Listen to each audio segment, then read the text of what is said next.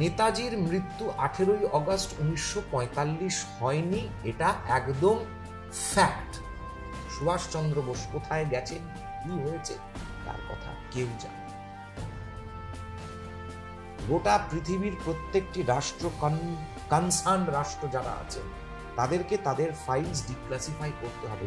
সুভাষ বোস ভারতবর্ষে এলে পরে তরোয়ালের সঙ্গে তাকে স্বাগত করা হবে, তার যৌথ মিল আছে। তরোয়াল দিয়ে সসম্মানী একজন স্বাগত করা যায়, আবার তরোয়াল দিয়ে অন্যভাবে স্বাগত করা। কি বলতে চেয়েছিলেন পণ্ডিত নেহরু আমাদের জানান। একটা লোক কতটা নিজের দেশকে ভালোবাসলে সাবমেরিনে করে জার্মানির থেকে ওই কনকনে ঠান্ডা জলের মাঝখান থেকে গোটা পৃথিবী ঘুরে সিঙ্গাপুরে পৌঁছে গেল। স্বামী বিবেকানন্দের দীক্ষা হয়েছিল রাম মন্ত্রে, ঠাকুর দীক্ষা দিয়েছিলেন স্বামীজিকে রাম মন্ত্রে, শক্তি মন্ত্রে তো দীক্ষা দেয়নি। আজকে বলা হয় বাঙালির কাছে রাম নাকি বহিরাগত।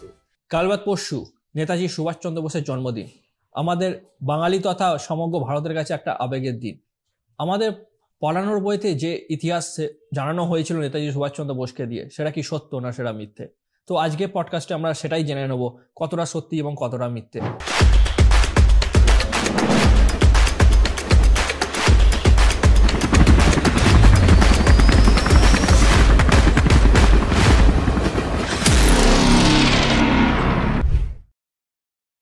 আজকের পডকাস্ট শুরু করার আগে প্রথমেই ডেকে নেবো আমাদের বিশেষ অতিথি বিজেপির মুখপাত্র রাজশ্রী লাহিড়ীকে। আজকের বিষয়বস্তু হচ্ছে, আমরা কথা বলবো, সামনেই আসছে নেতাজির জন্মদিন, দুদিন পরেই আসছে আমাদের নেতাজির জন্মদিন 23শে জানুয়ারি। তো আমরা যেটা জানতে চাই বা আজকে আমরা সঙ্গে কথা বলবো, ভারত স্বাধীনতার পিছনে বেশি হাত কার আছে, নেতাজির নাকি গান্ধীজির? প্রশ্ন এবং প্রসঙ্গ যখন সুভাষচন্দ্র বোস, তখন একটা অসম্ভব ইমোশনাল ব্যাপার বাঙালির কাছে, পারিবারিক একটা সম্পর্ক। আমার কাছে সুভাষচন্দ্র বোস এর আগে তার পরিচয়টা আমার কাছে ছিল আমার ঠাকুমাদের সুবিদাদা। তো সুভাষচন্দ্র বোস যদি না থাকতেন তাহলে দেশ স্বাধীন হতো কি হতো না, এটা 1956 সালে যখন লর্ড ক্লেমেন্ট অ্যাটলি ভারতবর্ষে আসেন দেশ স্বাধীন হওয়ার পরে, এবং এই পশ্চিমবঙ্গের কলকাতা শহরের রাজভবনে তৎকালীন গভর্নর সাহেবের সঙ্গে ফণীভূষণ চক্রবর্তী, যদি নামটা খুব ভুল না করে থাকি, গভর্নর ছিলেন, তার আমন্ত্রণে তিনি গভর্নর হাউসে আসেন এবং সেখানে ফণীভূষণ বাবু মানে গভর্নর সাহেব জিজ্ঞাসা করেন যে আপনারা তো দ্বিতীয় বিশ্বযুদ্ধে জয়ী হয়েছিলেন, তাহলে আপনারা ভারতবর্ষ ছাড়লেন কেন? লর্ড ক্লেমেন্ট অ্যাটলি, যিনি ইন্ডিয়া ইন্ডিপেন্ডেন্স অ্যাক্টে, তৎকালীন প্রাইম মিনিস্টার ব্রিটেনের, ইন্ডিয়া ইন্ডিপেন্ডেন্স অ্যাক্টে সই করেছিলেন যে ভারত স্বাধীন হবে, এটা পার্লামেন্টে, ব্রিটিশ পার্লামেন্ট যখন বিলটা পাশ হলো সই করেছিলেন সেই ব্যক্তি কিন্তু। তিনি বলেছে একটা শব্দে উনি বলেছিলেন সুভাষচন্দ্র বোস। এক্সপ্লেন করে যে সুভাষচন্দ্র বোস যে আগুনটা জ্বালিয়ে দিয়ে গেছিলেন আইএনএ, যে বিদ্রোহ, Indian national army, Azad Hind ফৌজ,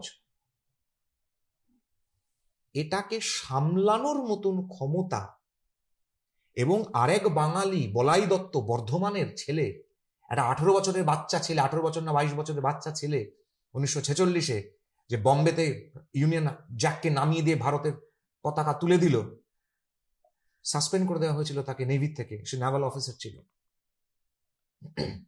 এই যে ছড়িয়ে পড়লো royal Indian navy, royal Indian air force, এই যে মিউটিনিগুলো আস্তে আস্তে ইন্ডিয়ান ন্যাশনাল আর্মির পর থেকে, সুভাষ বোসের বার্মা থেকে ভারত এগোনোর পর থেকে এবং ট্রায়ালের পর থেকে যে এগিয়ে গেল, এটাকে সামলানোর মতন ক্ষমতা ব্রিটিশের আর ছিল না। যদি এটাকে না ভারতকে স্বাধীন করা হতো, তাহলে 1857-এর সিপাহী বিদ্রোহের সময় যে ম্যাসাকার আরম্ভ হয়েছিল ব্রিটিশদের, তার থেকেও ভয়ানক ঘটনা হতে পারত। তো গভর্নর সাহেব আরেকটি প্রশ্ন জিজ্ঞাসা করেছিলেন, এটা গভর্নর সাহেবের কথা, আমার কথা নয়, আরএসএস বিজেপির কথা নয়, কিন্তু আগেই বলে দিচ্ছি। গভর্নর সাহেব জিজ্ঞাসা করেছিলেন যে what effect did Gandhi had in India's independence? Lord Clement Atlee বলেছিলেন মিনিমাল। 42-এ ডাকা ভারত ছাড়ো আন্দোলন, র্যাঙ্ক অ্যান্ড ফাইল, যেখানে কংগ্রেসের সমস্ত নেতাদেরকে ধরে ধরে জেলের মধ্যে ঢুকিয়ে দেওয়া হয়েছে, যে আন্দোলনটাকে ক্রাশ করে দেওয়া হয়েছে, সবাই জেলে, বিশৃঙ্খল আন্দোলন। দ্বিতীয় বিশ্বযুদ্ধে ব্রিটেন ট্রায়াম্ফান্ট হয়েছে, জিতেছে অ্যালাইড ফোর্স। 42-এর আন্দোলন যখন হচ্ছে, তার ফল 47-এ গিয়ে পাবে, 5 বছর পরে গিয়ে। পৃথিবীতে এরকম কোন আন্দোলন আছে যে আন্দোলন হওয়ার 5 বছর পরে গিয়ে আন্দোলনের ফল পাওয়া যাচ্ছে? সেটা ছিলেন সুভাষচন্দ্র বোস।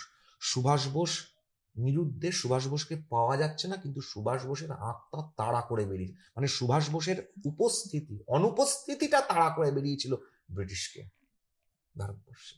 অবভিয়াসলি সুভাষ বোস না থাকলে পরে, সুভাষ বোস যদি না এই অঘটনটা ঘটাতেন, 12ই জানুয়ারি 1939 যোগীরাজ শ্যামাচরণ লাহিড়ির শিষ্য যুক্তেশ্বর গিরি মহারাজ, তার শিষ্য লালগোলা হাই স্কুলের প্রিন্সিপাল বরদাচরণ মজুমদার, কলকাতার ভবানীপুরে অক্ষয় কুমার মিত্রের বাড়িতে এসেছেন মোহিনীমোহন রায় রোডে, এবং এসে উনি ভক্তদেরকে অনুরোধ করেছেন সুভাষ বাবুকে একটু ডেকে পাঠানো যাবে। অনিচ্ছা সত্ত্বে সুভাষ বোস 12ই জানুয়ারি এসেছেন অক্ষয় কুমার মিত্রের বাড়িতে, যে 5 মিনিটের জন্য আসতে পারবো। বৈবাহিক সম্পর্ক ছিল, জ্ঞাতি ছিলেন, সেই মান রাখার জন্য 1.5 ঘন্টা ঘরের দরজা বন্ধ করে বরদাবাবুর পায়ের কাছে বসেছিলেন। যখন বেরিয়ে গেলেন, তখন শিষ্য জিজ্ঞাসা করলেন যে উনি এরকম ভাবে কাঁপতে কাঁপতে কেন বেরোলেন?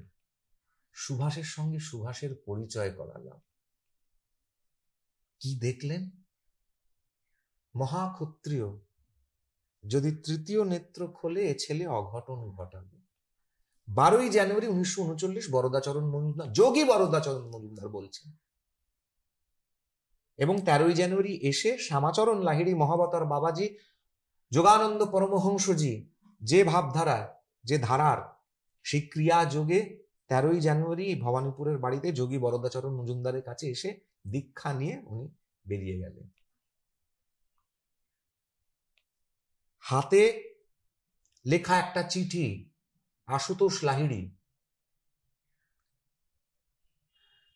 জেলে 30 বছর যে বইটি যিনি লিখেছিলেন, বিপ্লবী মহারাজ ত্রৈলোক্যনাথ চক্রবর্তী, তিনি হাতে লেখা একটা চিঠি লিখেছিলেন, সুভাষ, আমি দামোদরের সঙ্গে সমস্ত কথা বলে রেখেছি, তুমি সত্তরের সঙ্গে যোগাযোগ করো।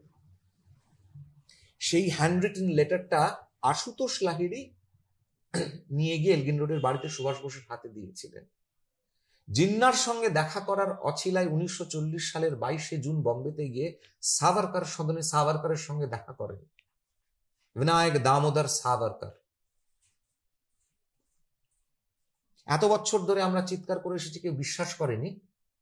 2014 সালের পরে যখন ব্রিটিশ পুলিশের আইবি ফাইলস গুলো ডিক্লাসিফাই করা হয়, তখন জানতে পারা যায় যে 22শে জুন 1940 সুভাষচন্দ্র বোস সাভারকার একদম স্ট্যাম্প অ্যান্ড সিল যে গেছিলেন সাভারকারের সাথে দেখা করতে, যেখানে সাভারকার তাকে Rashbehari Basu, president Hindu Mahasabha Japan and overseas, Ashutosh Lahiri হচ্ছেন জেনারেল সেক্রেটারি হিন্দু মহাসভা ভারত, অখণ্ড ভারত। রাসবিহারী বোস পূর্ব এশিয়া, দক্ষিণ এশিয়া, দক্ষিণ পূর্ব এশিয়ায় থাকা সমস্ত ভারতীয় যুদ্ধবন্দী সেনানীদেরকে নিয়ে ইন্ডিয়ান ন্যাশনাল আর্মি তৈরি করেছেন। সাভারকার সুভাষচন্দ্র বোসকে বললেন, আপনি পশ্চিমে যান, জার্মানির কবজায় থাকা আফ্রিকা এবং ইউরোপে যত ইন্ডিয়ান প্রিজনার্স অফ ওয়ার আছে, তাদেরকে নিয়ে বিধিবৎ আপনি সেনা সংগঠন তৈরি করুন। 50,000 সেনা ভারতবর্ষের পশ্চিম প্রান্তে যদি দাঁড় করিয়ে দেওয়া যেতে পারে, তাহলে ব্রিটিশ ইন্ডিয়ান আর্মির সেনানীরা বন্দুকের নল কোন দিকে ঘোরাতে হবে তারা বুঝে যাবে। সুভাষ বোস সেটাই চেষ্টা করেছিলেন। দুর্ভাগ্যবশত হিটলার অসময় হঠাৎ করে রাশিয়া আক্রমণ করে দেওয়ার জন্য ওই রাস্তাটা আমাদের বন্ধ ব্লক হয়। কারণ ভারতবর্ষের পশ্চিম প্রান্ত, ভারতবর্ষের প্রত্যেকটা ঝড়কে জীবনের প্রথম ফেস করেছে আলেকজান্ডার থেকে আরম্ভ করে অসভ্য বর্বর যাযাবর পাশ্চাত্যের খালিফা হুজ্জাজ, মোহাম্মদ ঘারি, মাহমুদ গাজনি, সবার আক্রমণের প্রথম ঝড় ভারতবর্ষের পশ্চিম প্রান্ত সহ্য করেছে। তাই তাদের দেশাত্মবোধ, জাতীয়তাবাদ একটা অন্যরকম ছিল। কোথায় আসবে? North West frontier Province. প্রথমেই পাখতুন খাইবার, পাঠান যাকে বলা হয়, সে পাঠানের সামনে আসবে। পাঠান বলতে ভারতবর্ষ জানে খান আব্দুল গাফার খান। কাঁদতে কাঁদতে যিনি বলেছিলেন, you have left us in the hands of few wolves, you have left us. 60 সালে চিকিৎসা করাতে এসেছেন ইন্দিরা গান্ধী, জয়প্রকাশ নারায়ণ দুজনে মিলে গেছেন একটা ব্যাগ, শুধু একটা ব্যাগ নিয়ে পাঠান খান আব্দুল গাফার খান ভারতবর্ষে চিকিৎসা করাতে এসেছেন। সেই ব্যাগটাকে দুজনে মিলে দুটো ডান্ডি তুলেছেন। খান আব্দুল গাফার খান বলছেন, আমার তো শুধু এইটুকুই পড়ে আছে, এটাও নিয়ে নেবে? ইন্দিরা গান্ধী এবং জয়প্রকাশ নারায়ণ, দুই বিপরীত মেরুর দুইজন রাজনীতিবিদ, হাউ হাউ করে ইন্দিরা গান্ধী ন্যাশনাল এয়ারপোর্টে কেঁদে ফেলছেন।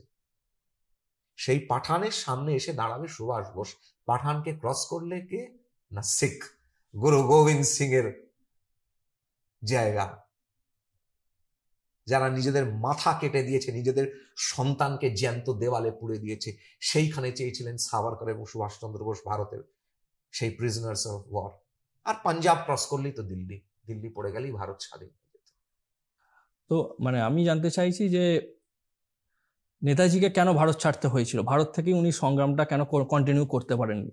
মানে কংগ্রেসের সাপোর্ট ছিল না, কেন জার্মানি তাকে যেতে হয়েছিল, বা সেখান থেকে কিভাবে আমরা জাপান গেছিলাম, এই স্টোরিটা যদি একটু আমাদের বলেন। দেখুন, প্রথম কথা হচ্ছে সুভাষচন্দ্র বোস যখন 1938 এবং পরবর্তীকালে 1939 দুবার যখন প্রেসিডেন্ট নির্বাচিত হলেন, প্রেসিডেন্ট ইলেক্ট হলেন, তারপরে তো কংগ্রেসে আর কেউ প্রেসিডেন্ট ইলেক্ট হয়নি। সুভাষচন্দ্র বোস নির্বাচিত হওয়ার পর গান্ধীজি পরিষ্কার ভাষায় বলেছিলেন, পাট্টাভি সীতারামাইয়া's ডিফিট ইজ মাই ডিফিট। দুজন কন্টেস্ট করেছিলেন, সুভাষচন্দ্র বোস এবং পাট্টাভি সীতারামাইয়া। সীতারামাইয়া পরাজিত হয়েছিলেন, সুভাষ বোস জিতে গেছিলেন।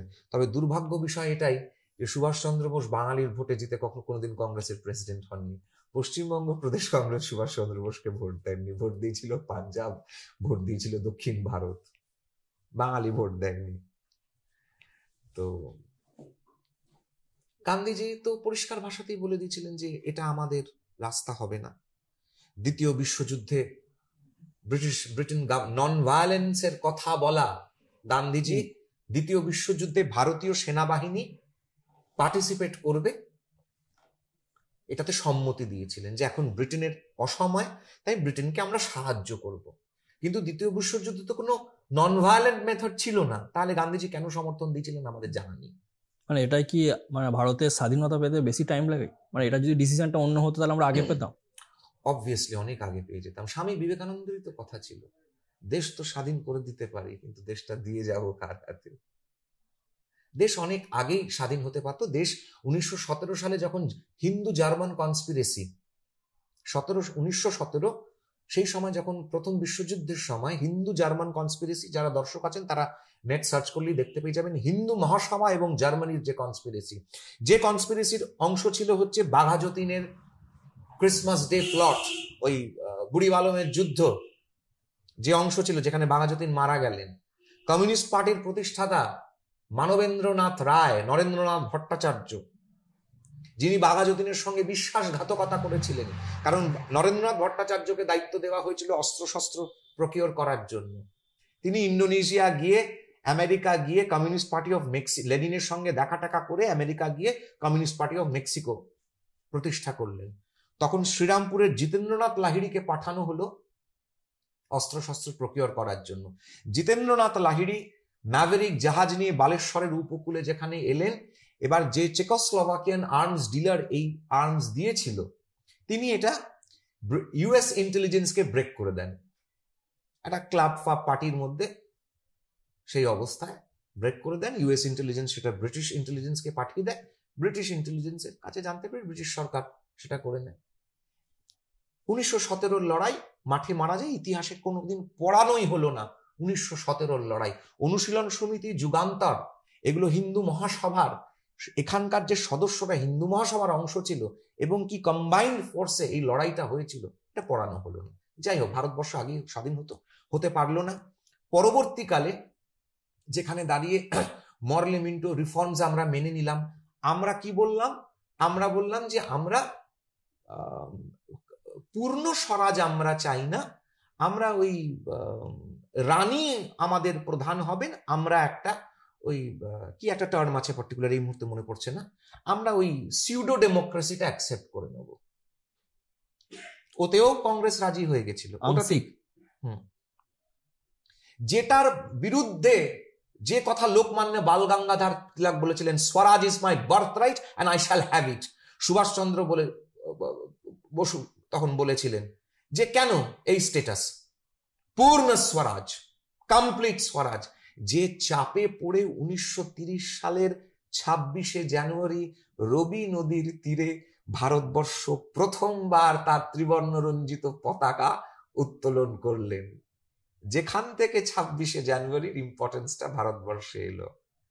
প্রথম independence, the first India's independence when India declared complete স্বরাজ। সুভাষ বোস, আপনাকে বললাম, চিঠি লিখলেন, ত্রৈলোক্যনাথ চক্রবর্তী, আশুতোষ লাহিড়ী হ্যান্ড ডেলিভার করলেন, সুভাষ বোস প্ল্যানিং করলেন, বম্বেতে গেলেন, সাভারকরের সঙ্গে দেখা করলেন। সুভাষ বোস কলকাতায় আন্দোলন করার প্ল্যানে ছিলেন। সাভারকর বললেন যে ওই ব্রিটিশদের কুশপুত্তলিকা দাহ করে কোনো লাভ হবে না, আপনাকে ওই অছিলায় একবার জেলে ঢুকিয়ে দেবে, smuggle yourself out of this country। Prisoners of ওয়ারদেরকে নিয়ে সংগঠন তৈরি করুন, 50,000 সেনা ভারতবর্ষের পূর্ব সীমান্তে দাঁড় করিয়ে দিন, ব্রিটিশ ইন্ডিয়ান আর্মির ভারতীয় সেনাবাহিনী বুঝে যাবে বন্দুকের নল কোন দিকে তাক করতে হবে। সুভাষ বোস মহানিষ্ক্রমণ সবাই জানে, অসুস্থ হলেন, বাড়িতে এলেন, মহানিষ্ক্রমণ ঘটল। দ্বন্দ্ব আছে, সুভাষচন্দ্র বোস ওখান থেকে ধানবাদ থেকে উনি লাহোর হয়ে, পেশাওয়ার হয়ে কাবুল চলে গেলেন। এখানে একটা দ্বন্দ্ব আছে, সুভাষ বোস কলকাতার থেকে বেরিয়ে ধানবাদ যাওয়ার আগে শান্তিনিকেতন গিয়েছিলেন রবীন্দ্রনাথের সঙ্গে দেখা করতে। বহু নেতাজি সুভাষচন্দ্র বোসকে নিয়ে গবেষণা যারা করেছেন তাদের কাছে আমি এটা শুনেছি, আমার কাছে কোনো বাস্তবিক তথ্য প্রমাণ নেই, তবে অনেকেই এটা বলেন, কিন্তু কোনো কারণে এটাকে চেপে রাখা হয়। রবীন্দ্রনাথের সঙ্গে জার্মানির একটা খুব ভালো সম্পর্ক ছিল, হিন্দু মহাসভার খুব ভালো সম্পর্ক ছিল, সর্বজনবিদিত। সুভাষ বোস কলকাতার বাড়ির থেকে বেরোনোর আগে শেষ চিঠিটা লিখলেন মন্টু দাদুকে, তার ছোটবেলার বেস্ট ফ্রেন্ড দিলীপ কুমার রায়, দ্বিজেন্দ্রলাল রায়ের ছেলে। মন্টু দাদুকে চিঠি লিখলেন, how I wish I could have surrendered everything at the lotus feet of Shri Aurobindo just like you. এই চিঠিটা ওনার ভাইজিকে বললেন এটা পোস্ট করতে। কত বড় বুদ্ধি মানুষটা ধরতো যে British CID, Scotland yard of the east বলা হতো যাকে, তারা ওই চিঠিটাকে দেখে ভাবলো সুভাষ বোস পন্ডিচেরি গেছে। গোটা সিআইডি পুলিশ দৌড়ালো পন্ডিচেরি সুভাষ বোসকে খুঁজতে। মান্দালয় জেলে সুভাষচন্দ্র বোস যখন বন্দী আছেন তখন উনি ওনার মাকে কি চিঠিগুলো লিখছেন, ওনার ছোটবেলার বেস্ট ফ্রেন্ড দিলীপ কুমার রায়কে, মন্টু দাদুকে কি কি চিঠি লিখছেন, সেগুলো কখনো বাঙালিকে পড়ানো হয়েছে?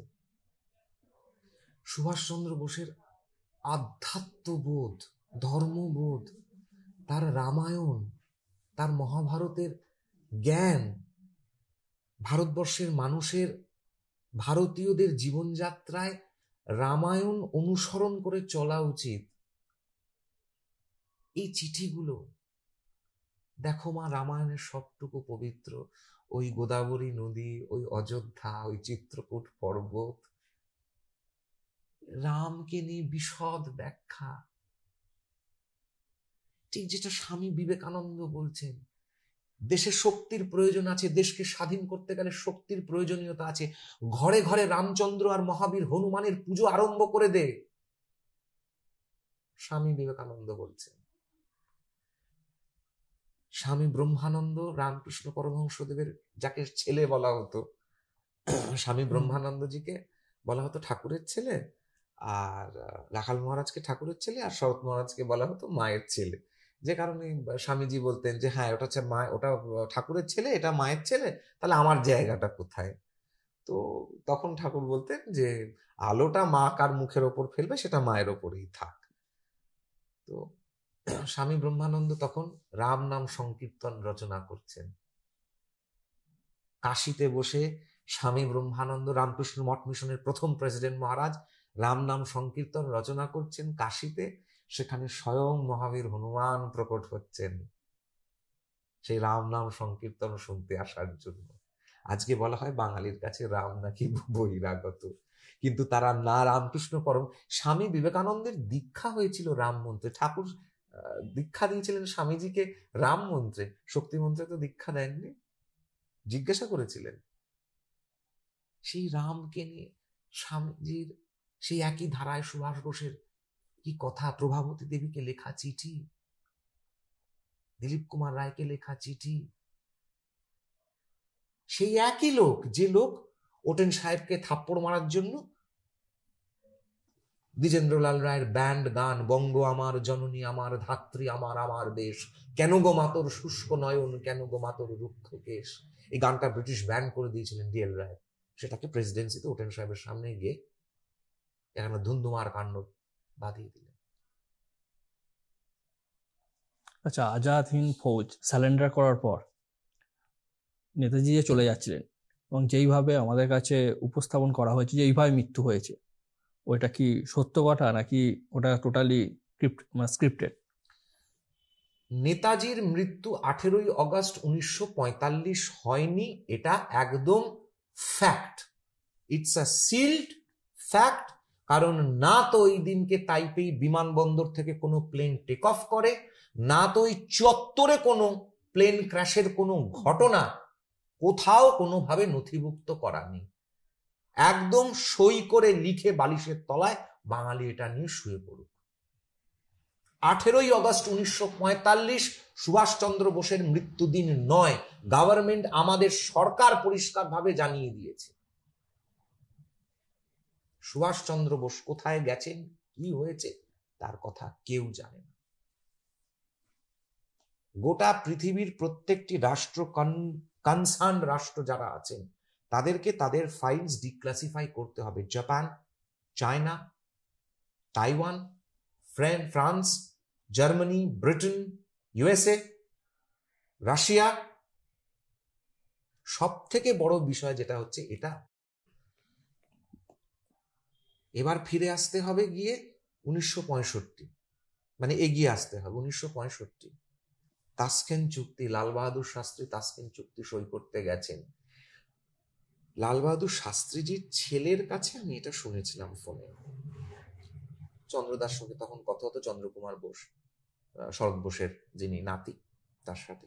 তো সেই সূত্র থেকেই আমার জানা যে উনি বলছেন যে বাবা ফোন করেছিলেন, মানে প্রাইম মিনিস্টার লাল বাহাদুর শাস্ত্রী তার মাকে ফোন করেছিলেন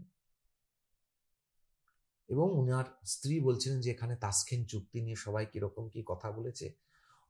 তাসকেন্ট চুক্তি হয়েছে, ভারতবর্ষকে এতখানি জায়গা ছেড়ে দিতে হচ্ছে, কিন্তু বক্তব্য হচ্ছে যে প্রধানমন্ত্রীর গলার মধ্যে একটা অসম্ভব আনন্দ, একটা উত্তেজনা।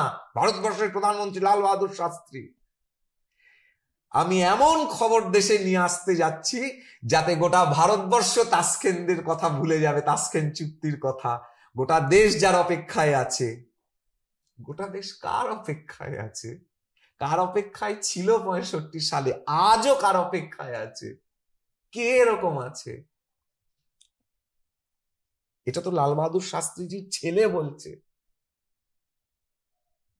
এবং তারপরে ওনার সেই ট্রাঙ্কল কাটার পরে উনি গত হয়ে গেলেন।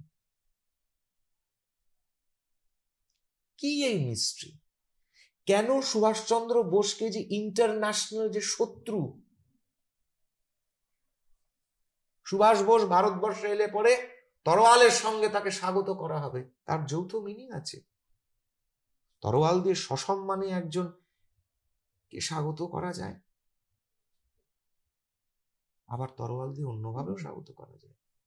কি বলতে চেয়েছিলেন পণ্ডিত নেহরু আমাদের জানা নেই, কি মানেটা কি ছিল।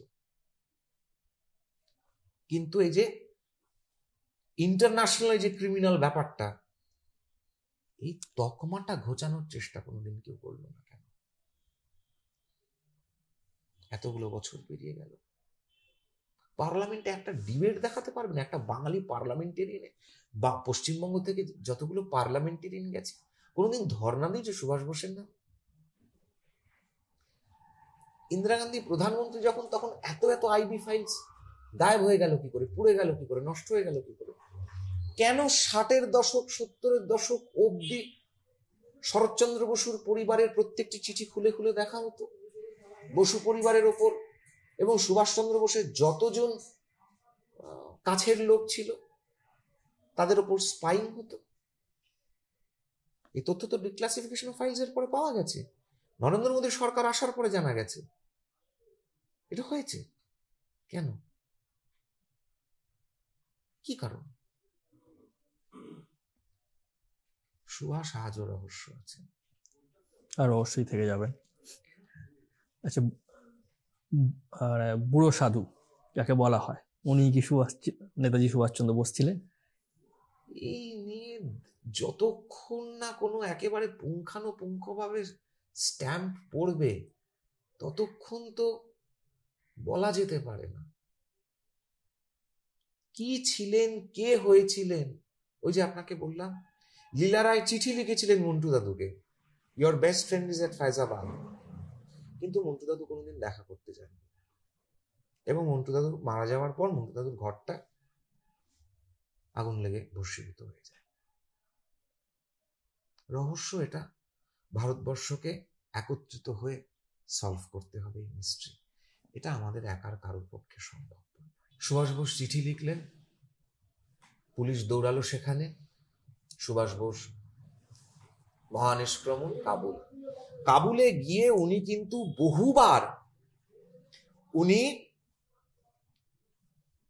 রাশিয়ার সঙ্গে যোগাযোগ করার চেষ্টা করলেন। জোসেফ স্তালিন তখন রাশিয়ার প্রধান, স্তালিন একটা রিপ্লাই করলেন না সুভাষ বোসের। কেন করলেন না? কারণ ইউরোপে থাকা ভারতীয় কমিউনিস্টরা স্তালিনকে চিঠি লিখে পাঠালেন, Bose is of no use for revolution.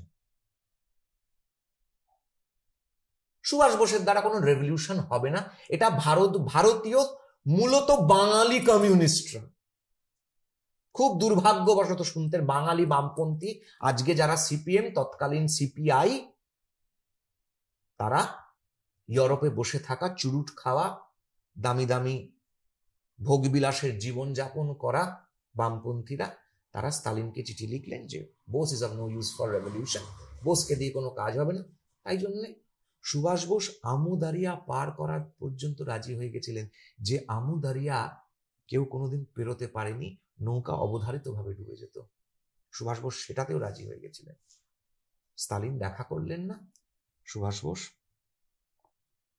Italian passport তৈরি করে ইটালিয়ান ন্যাশনালিস্ট হয়ে একটা ইটালিয়ান নাম নিয়ে সেই ছদ্মবেশে কাবুল থেকে রাশিয়া ট্রানজিট ভিসা নিয়ে তিনি ইটালি হয়ে জার্মানি,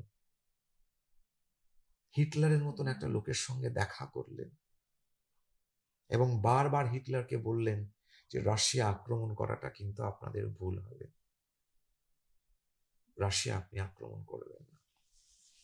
কিন্তু হিটলার শুনলেন না, রাশিয়া আক্রমণ করে বসলেন। এবার হিটলারই সাবমেরিনের ব্যবস্থা করে দিলেন। একটা লোক কতটা নিজের দেশকে ভালোবাসলে সাবমেরিনে করে জার্মানির থেকে ওই কনকনে ঠান্ডা জলের মাঝখান থেকে গোটা পৃথিবী ঘুরে সিঙ্গাপুরে পৌঁছে গেল। আমার এ রাস্তা বন্ধ হয়ে গেল, তো আমার ও রাস্তা বন্ধ হয়ে গেল, তো কি আছে, আমি আরেকটা রাস্তা খুলে দিলাম। এই মানুষটার কি হলো সেইটা নিয়ে কোনোদিন আজ অব্দি কেউ একটা কথা বলল না। 1985 সালে, 1985 বলছি, ভুল বলছি, 1975-78 এরকম সময় লীলা রায় মন্টু দাদুকে একটা চিঠি লিখলেন, আপনার বেস্ট ফ্রেন্ড ফৈজাবাদে আছে। গেলেন না মন্টু দাদু কোনোদিন দেখা করতে, চিঠিতে যাননি। 80-তে যখন মারা গেলেন দিলীপ কুমার রায়, খুব আশ্চর্যভাবে উনি পুনায়, উনি তো ঋষি অরবিন্দ দেহত্যাগের পরে উনি পুনাতে চলে গেছিলেন, ওনার নিজস্ব আশ্রম প্রতিষ্ঠা করেছিলেন, হরিকৃষ্ণ মন্দির। মন্টু দাদুর ঘরটাই শুধুমাত্র আগুন লেগে গেল এবং শুধু সেই ঘরটুকু পুড়ে ছাই হয়ে গেল, বাকি গোটা আশ্রমটা অক্ষত থাকলো। ওই ঘরেই আগুন লাগলো, একটা সাধুর ঘরে, সাধু মারা যাওয়ার পর। কি এমন ছিল তথ্য সেই ঘরটার মধ্যে? কি ছিল? কোনো চিঠি ছিল? কোনো প্রমাণ ছিল? আমাদের, এবং দুর্ভাগ্য যে বাঙালি এখনো অব্দি তার শ্রেষ্ঠ সন্তান শেখ মুজিবুর রহমানকে বলা হয় 1000 বছরের শ্রেষ্ঠ বাঙালি, কেউ একবারের জন্য কোনো মিডিয়া হাউস বা যারাই এই উপাধিটা দিয়েছে তারা বললেন না 1000 বছরের শ্রেষ্ঠ বাঙালি সুভাষচন্দ্র বোস হতে পারে। এবং কেউ এটাকে নিয়ে কোনদিন লড়াই করলো না যে আমার নেতা, আমার ঘরের ছেলের কি হলো। সুভাষ বসু পরিবারের শুধু ছেলে নয়, বা আমার ঠাকুমাদের ছোটবেলার সুবি দাদা বলে নয়, মন্টু দাদা সুবি দাদা, সে সুবি দাদাকে দেখে সে রাত্রিবেলা অল ইন্ডিয়া রেডিওটা চালিয়ে শুয়ে থাকা, আমি সুভাষচন্দ্র বোস বলছি, জার্মানির রেডিও থেকে বা সিঙ্গাপুর থেকে, যে আমি সিঙ্গাপুরে এসেছি, অল ইন্ডিয়া রেডিওর বেতার তরঙ্গে সেই আওয়াজটাকে আরেকবার শোনার জন্য বহু বাঙালি কিন্তু এখনো অপেক্ষা করে আছে। This is Subhas Chandra Bose.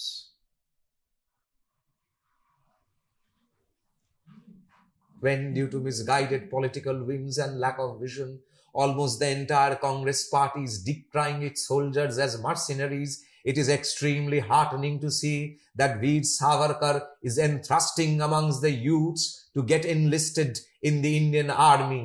These trained armed men shall themselves provide us with soldiers for the Indian National Army. The time has come to see India independent. We may not live to see India independent, but it is important that India shall be freed, and we shall give everything of ours to set India free. এত বড় একটা কথা একটা বিদেশের বেতার তরঙ্গ থেকে যে মানুষটা বলে গোটা ভারতবর্ষকে উঠে দাঁড় করিয়ে দিল, ঠিক স্বামী বিবেকানন্দের মতন উত্তিষ্ঠিত, জাগ্রত, প্রাপ্য বরান নিবোধত, গা ঝাড়া দিয়ে গোটা ভারতবর্ষ উঠল। যতীন্দ্রনাথ ঘর ছাড়লেন। দেখুন ভাবধারাটা দেখুন। শ্রীরামকৃষ্ণ পরমহংসদেব, দক্ষিণেশ্বর, ভবতারিণী শ্রীরামকৃষ্ণ পরমহংসদেব, স্বামী বিবেকানন্দ, যতীন্দ্রনাথ মুখোপাধ্যায়, সুভাষচন্দ্র বোস। আরেকটা কথা জানেন কত, মানে এটা কাকতালীয় কিনা কেউ জানে না, এটা না বলে পারছি না। স্বামী বিবেকানন্দ 1893 ভারতবর্ষের জয়ডঙ্কা শিকাগো ধর্ম মহাসভায় বাজিয়ে ইউরোপ আমেরিকা পরিভ্রমণ করে সিংহলে এলেন, সিলোন এলেন, সিংহলে। উনি সিলোন থেকে, শ্রীলঙ্কা থেকে উনি ভারতবর্ষে আসছেন। ভারতবর্ষের মাটিতে স্বামী বিবেকানন্দের জাহাজ এসে পৌঁছেছে। কোয়েম্বাটুরের রাজা সেখানে পৌঁছেছেন, সাষ্টাঙ্গে লুটিয়ে পড়েছেন জাহাজের আগে, আপনি আমার পিঠে পা রেখে ভারতবর্ষের মাটিতে পা দিন। স্বামী বিবেকানন্দ বলছেন, না না, এটা হয় না, এটা আমরা করতে পারি না, আমরা কারোর গায়ে পা দিয়ে এই জিনিসটা হয় না, আসুন আমরা একসঙ্গে হাত ধরাধরি করে আমরা ভারতবর্ষের মাটিতে পদার্পণ করি। এই বার্তালাপ করতে করতে একটু মিনিট 10-15 সময় পেরিয়ে গেছে, দুপুর 12টা বেজে কিছু মিনিট হয়েছে। স্বামী বিবেকানন্দ কোয়েম্বাটুরের রাজার হাত ধরে ভারতবর্ষের মাটিতে পদার্পণ করছেন, ঠিক যে সময়টাতে, সেই সময়টা ভারতবর্ষের পূর্ব ক্ষেত্রে জগন্নাথ দেবের আশ্রয়ে কটকে এক দেব শিশুর জন্ম হচ্ছে। তারিখটা 23শে জানুয়ারি 1897, দুপুর 12টা। এটা কি কাকতালীয় ছিল? এতক্ষণ যারা পডকাস্টটা দেখছেন, আশা করছি তাদের পডকাস্টটা সত্যিই খুবই ভালো লাগছে এবং ভালো লাগারই টপিক। এরা বাঙালি আবেগের জায়গা। তো যেতে যেতে দাদার কাছ থেকে একটা কথাই জিজ্ঞাসা করব, নেতাজি সুভাষচন্দ্র বোস যদি থাকতেন এবং তিনি যদি আমাদের প্রথম প্রধানমন্ত্রী হতেন, তাহলে কি পাকিস্তান বলে কোনো দেশই থাকতো না?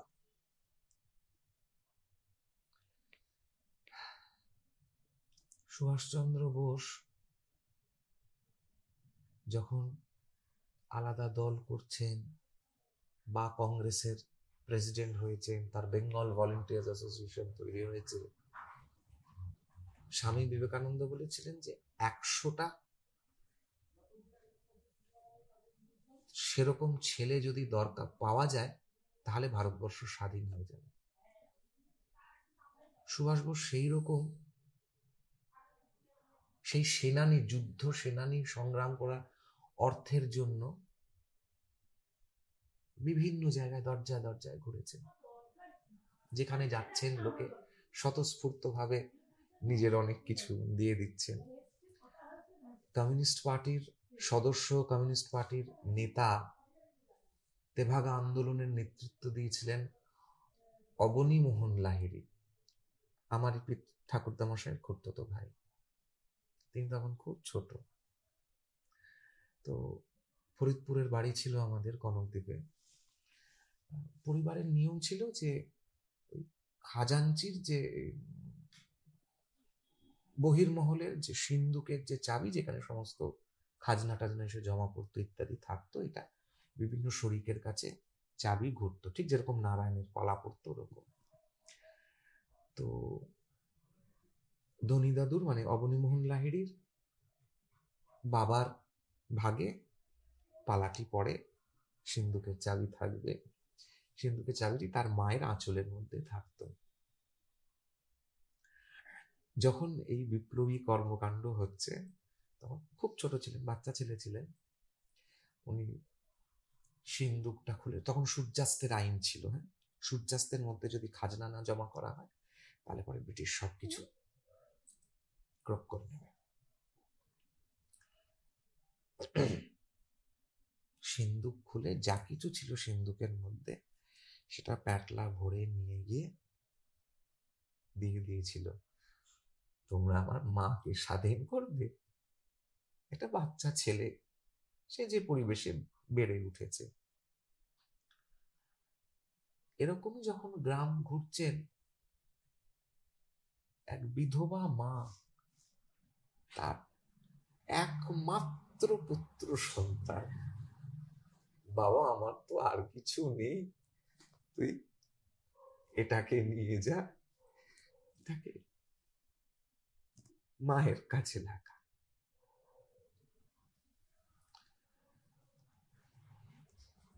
পৈতৃক গিনি সোনার কয়েন দিদিমার তরফ থেকে বিয়েতে কোনো কারণে দিদিমা দিয়েছিলেন।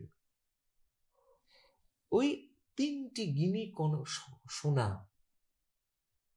হতদরিদ্র পরিবার, খুব কষ্ট করে চলে, কি শুধু এই 3টি গিনি সোনার কয়েন, সেইটাও তার হাতে। এবং এটা শুধু বঙ্গভূমি নয়, এটা একদম পুরো পেশাওয়ার থেকে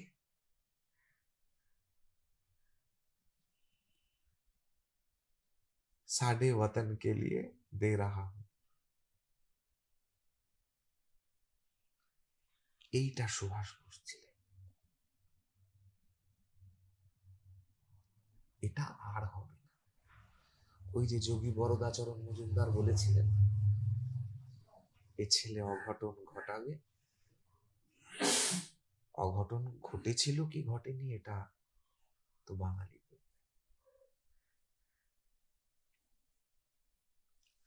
তো আশা করছি পডকাস্ট আপনাদের খুবই ভালো লাগলো। তো ভালো লাগলে জাস্ট একটা লাইক করে দেবেন এবং কমেন্ট করে জানান আমরা কতটা ভালো লাগলো। তো দেখা হচ্ছে নেক্সট পডকাস্টে। Thank you. জয় হিন্দ, জয় শ্রীরাম।